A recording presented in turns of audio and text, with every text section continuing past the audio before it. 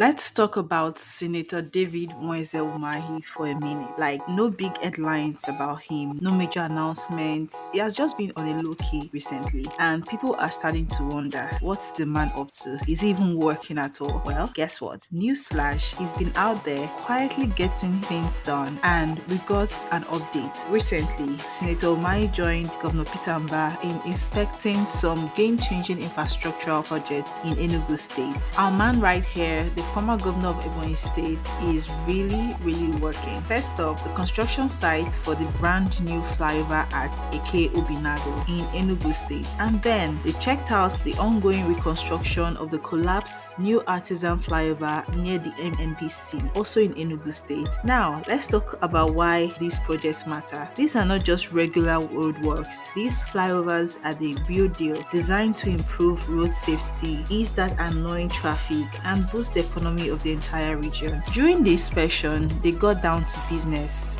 assessing the progress and figuring out where to push things along faster. Spoiler alert, the contractors are actually on it. They're working hard to meet deadlines and things are moving in the right direction. You know how it is when Governor David Umahi is handling a particular project. He's a no-nonsense man. The new artisan flyover is especially critical because it's basically the backbone of transportation in that area. Once it is done, it will bring serious relief to commuters and businesses. And that new flyover at Eke Binago, it's really going to make life so much easier for travelers. Less traffic, more safety, and shorter travel times. So, next time you wonder what Senator Umahi has been up to, just know he's keeping it low-key this time around for making big moves behind the scenes. And trust me, for every big moves he makes, we'll sure bring it to your notice. Stay tuned because Ebony People TV is your go-to for updates like this. Don't forget to like, always share, and comment.